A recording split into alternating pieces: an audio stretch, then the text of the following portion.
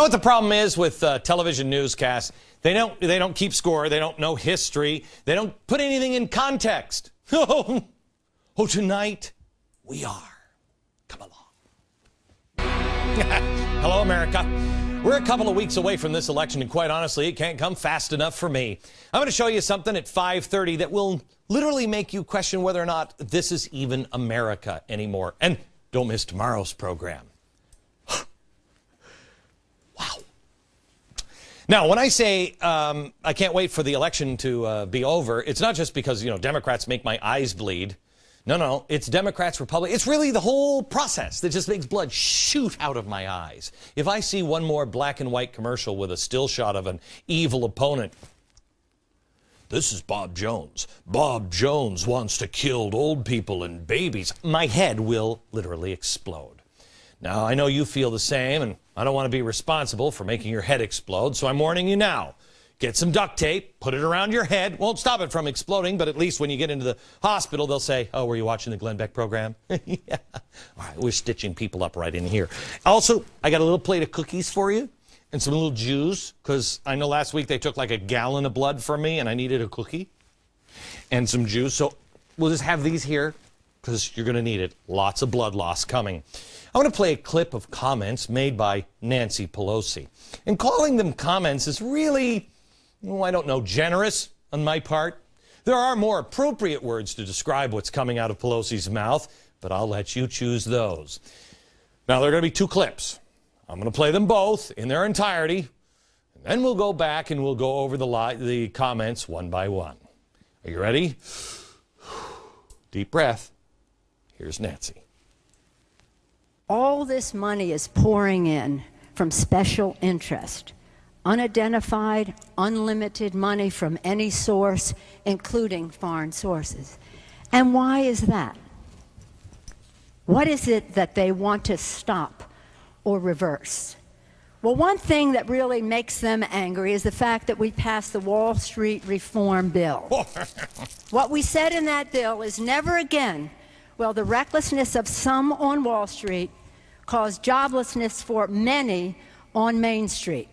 There's a reason we're in this situation. The Republicans took us to the brink of disaster with a financial crisis, to the depths of recession, nearly a depression, and we had to pull back from that and pull back from that. In the meantime, they have stood in the way of the change, in many cases, that we have tried to make in terms of increasing the number of jobs in our country.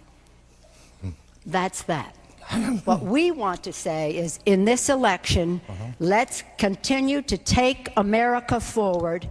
We're not going back to the failed policies of the Bush administration. Cookies are good. Yummy, yummy. I'm sorry. I'm just trying to get myself a little bit ready, because we're going to start this train wreck again from the beginning. Blood loss. All this money is pouring in from special interest. Nancy? May I just have a moment here? Nancy Pelosi is totally against special interest money. Well, Democrats would never, ever, ever, ever, ever, ever, Nancy, take $1.5 million in the first 6 months of the year for special interests from lobbyists. No! No, you wouldn't do it. I don't know how to explain that fact away, but I'm sure you wouldn't do it. And what was it that Andy Stern said about Barack Obama? Yes, bring it here. We spent a fortune to elect Barack Obama. $60.7 million to be exact, and we're proud of it. Oh, yes. Oh, one other thing. He also said this. People are making investments in politics, and they expect a return on, on their investment. There's not ideology involved in corporations. They're looking for a return on their investment. I'm totally involved in distorting the political system, with contributions. That's what we've become in America, so we have to do that. You didn't see that video. No special interest there. Definitely no pressure from the unions or anything. Back to the tape and look at the sign again underneath her face. Unidentified, unlimited money from any source, including foreign sources. Yeah, including foreign sources. the blood sugar up. She didn't have the courage to say this during her speech, but what she's referring to here is the Chamber of Commerce. Yes, Democrats have run a smear campaign ad. A chamber could be pumping foreign money into the U.S. elections. Oh, my goodness. Hey, do you notice a Chamber of Commerce? Also, the first word is chamber. Ah! Star chamber. I mean, that argument would be about as strong as the one they're making now. All right, first of all, let's just take this whole thing, foreign money from the chamber. New York Times immediately shot this one down. Yes, the New York Times, quote, there is very little evidence that what the chamber does in collecting overseas dues is improper or even unusual, according to both liberal and conservative election law lawyers and campaign finance documents. New York Times. Then you have this little inconvenient truth. What a stupid movie that was. Democrats take in twice as much foreign money as Republicans. From the Hill. Quote, House and Senate Democrats have received about $1.02 million this cycle from such PACs. House and Senate GOP leaders have taken almost $510 from PACs on the same list. So wait a minute, foreign money, just there, it's 2 times as much as the Republicans. This is inconvenient, isn't it? Now, if all of that foreign money is so shocking to you, Nance, well, then perhaps you should run an attack ad against yourself. I hate to bring that up because I think some of you people are dumb enough to do it. Inconvenient fact on foreign money to influence elections. Number 3. In 2007, Barack Obama received a donation from a farmer, Monir Edwan. He was in the city of Rafah, Georgia. Problem is, there is no Rafah in Georgia, but we found one in Gaza. You know this place, right? Gaza. It was a donation that came from a Gaza refugee camp where we found video of this. Look at this. It's a phone bank. Campaigning for Obama, calling from the Gaza Strip. And you remember the Gaza Strip. That's the place where the flotilla, went out and they attacked the Israeli soldiers. Remember that? The flotilla, Bill Ayers, Bernadine Dorn, they're all connected to this. Code Pink. You remember, right? Nancy, I've heard language like this in the past. Nancy's so worried about all that unidentified money just floating around. It's a mystery to me. Shadow dwellers. That's really what they are. It's a chamber, star chamber. Well, I'd like to just say Soros. Why do I say Soros? Well, it's a really amazing thing. Cookie? It's an amazing thing, George Soros. It really is, because George Soros, well, let's start here. Tides.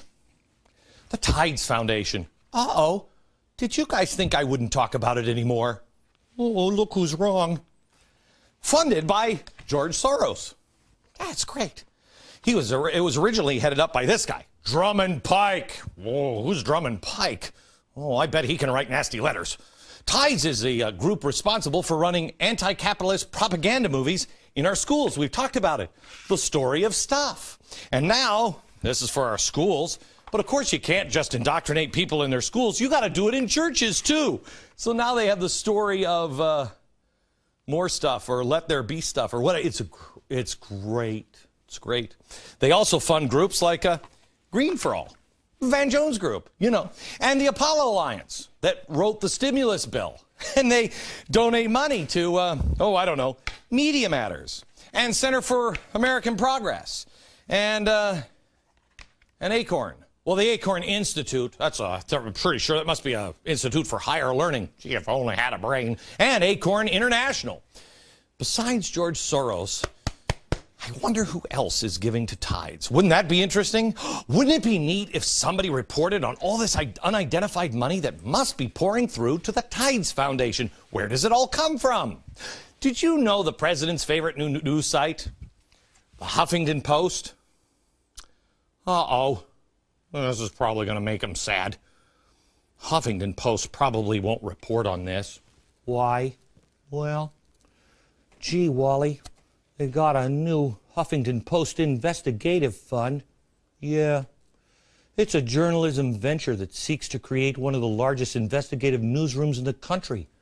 Gee, Wally, wouldn't it be nice if they did some investigation on the Tides Foundation? Yeah, probably won't. We'll get in trouble to even mention this once Dad gets home. We found out who's funding them. Yeah, according to their site. Here it is, according to the Huffington Post site.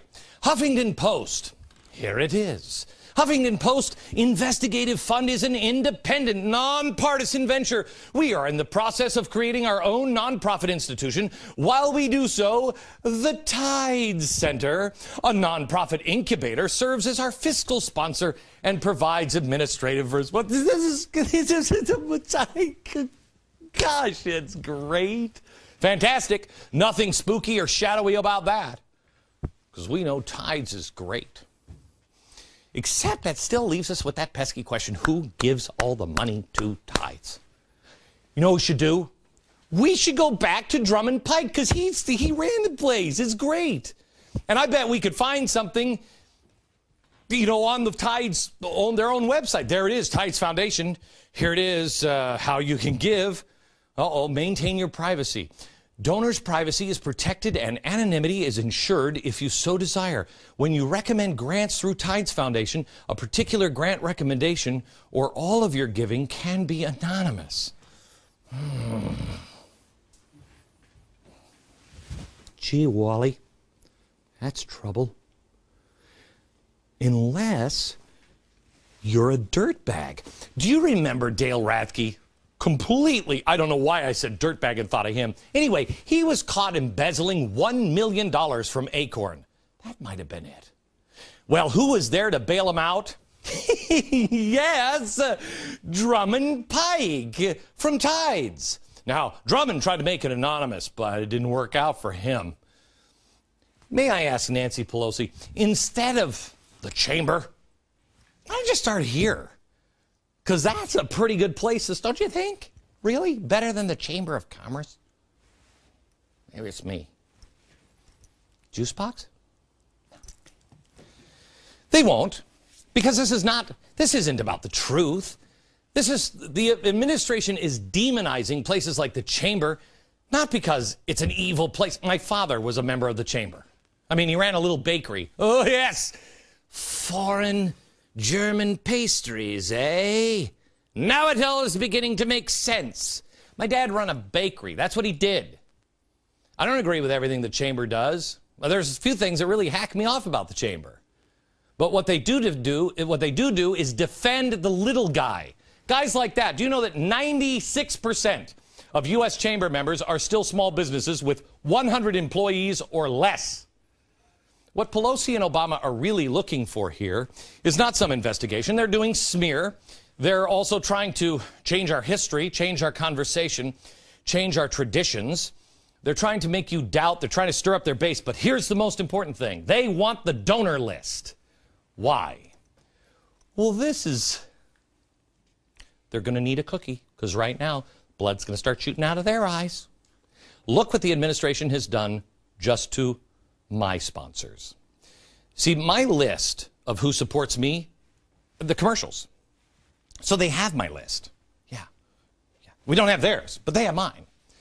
First of all, the president's spiritual advisor, Jim Wallace. Hi, Jimmy. He launched a boycott through his group Sojourners. That was great. Then the president's former green job czar, Van Jones, launched a boycott on me through his group, Color of Change. Wait a minute. Aren't they both involved over here? That's weird. What a coincidence. The president's fiscal responsibility board member launched a boycott through me, on me through Andy Stern and SEIU. By the way, guess who just started another boycott? Yeah, come on. The Tides Foundation. The Tides Foundation just started with Drummond Pike. Get out of here, you knucklehead. Did you do that? Who you? Guess who also is part of it. MoveOn.org. Hey, spooky dude. You part of MoveOn.org.